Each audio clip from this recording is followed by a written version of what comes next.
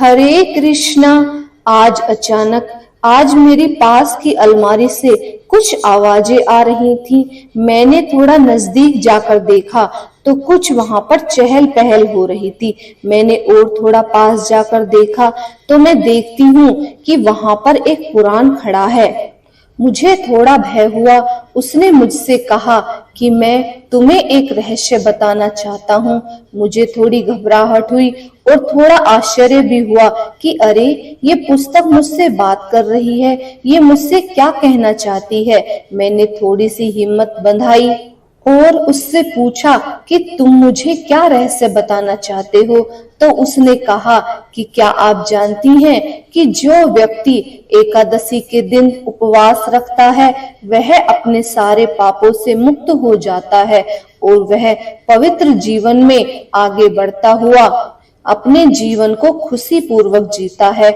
उसका प्रमाण 18 पुराणों में से मैं एक स्वयं हूँ। उसकी यह बात सुनकर मुझे बहुत आश्चर्य हुआ और थोड़ी सी चिंता भी हुई। मैंने यह सोचा कि हमारे वैदिक साहित्य आज किस प्रकार लुप्त हो रहे हैं और हम इन बातों से कितना अनजान हैं। तो आइए आज हम इसी वैदिक साहित्य से एक अध्याय चुनते हैं जो है कामदा एकादशी व्रत की कथा। आइए इसका श्रवण करते हैं। इस कथा का वर्णन वारा पुराण में पाया जाता है।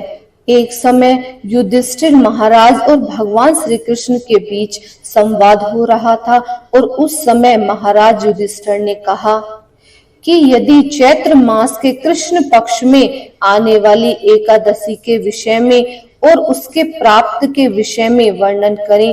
प्रभु भगवान श्री कृष्ण ने अपने मनमोहक स्मित के साथ उत्तर दिया। इस प्रकार एकादशी कथा के रूप में उनकी वाणी से जैसे मधुर की वर्षा होने लगी। धर्मराज युधिष्ठिर कहने लगे, हे भगवान, मैं आपको कोटि कोटि नमन करता हूँ। आपने चैत्र मास के कृष्ण पक्ष की एकादशी अर्थात पाप मोचनी एकादशी के बारे में विस्तार पूर्वक बतलाया।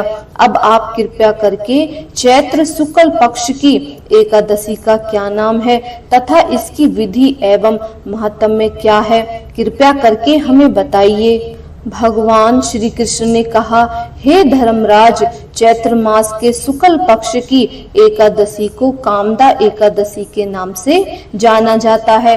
एक समय की बात है, यही प्रश्न राजा दिलीप ने गुरु वशिष्ठ जी से कहा और जो समाधान उन्होंने बतलाया वही मैं तुमसे कह रहा हूँ। प्राचीन काल में भोगीपुर नामक एक नगर था।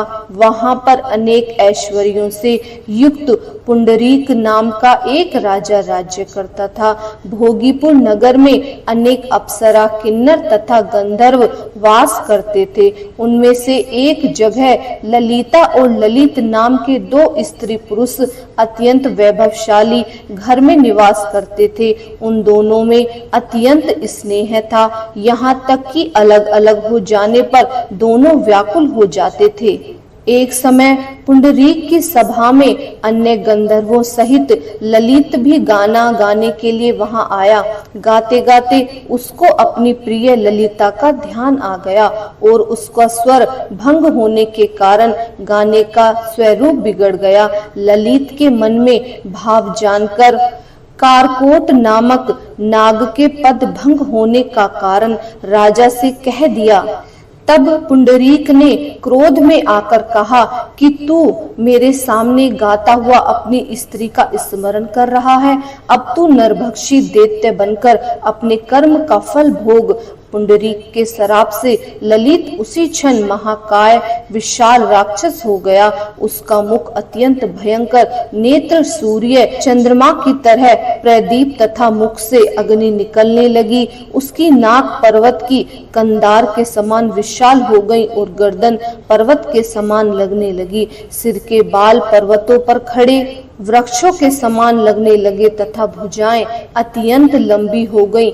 कुल मिलाकर उसका शरीर 8 योजन के विस्तार में हो गया। इस प्रकार राक्षस होकर वह अनेक प्रकार के दुख भोगने लगा। जब उसकी प्रियतमा ललिता को यह वृत्तांत मालूम हुआ तो उसे अत्यंत खेद हुआ और वह अपने पति के उद्धार का यत्न सोचने लगी। वह राक्षस अनेक प्रकार के घोर दुख सहता हुआ घने वनों में रहने लगा।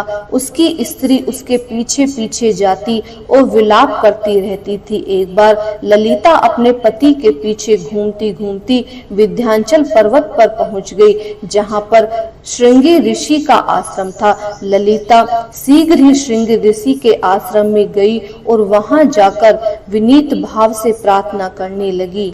उसे देखकर ऋषि बोले, हे सुभगे, तुम कौन हो और यहाँ क्यों आई हो? ललिता बोली, हे मुने, मेरा नाम ललिता है। मेरा पति राज्य पुंडरीक के श्राप से विशालकाय राक्षस हो गया है। उसका मुझको महान दुख है। उसके उद्धार का कोई उपाय बताइए। ऋषि श्रृंगी बोले, हे गंधर्व कन्या, अब चैत्र शुक्ल एकादशी आने वाली है। उसका नाम कामदा एकादशी है। इसका व्रत करने से मनुष्य के सब कार्य सिद्ध हो जाते हैं। यदि तू कामदा एकादशी का व्रत कर उसके पुण्य का फल अपने पति को देगी तो वह शीघ्र ही राक्षस योनि से मुक्त हो जाएगा और राजा का श्राप भी अवश्यमेव शांत हो जाएगा।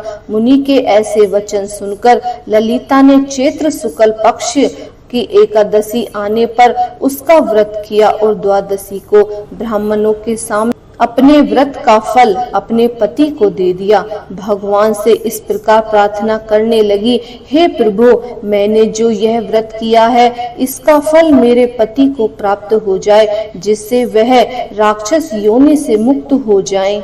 एकादशी का फल देते ही उसका पति राक्षस योनि से मुक्त होकर अपने पुराने स्वरूप को प्राप्त हुआ।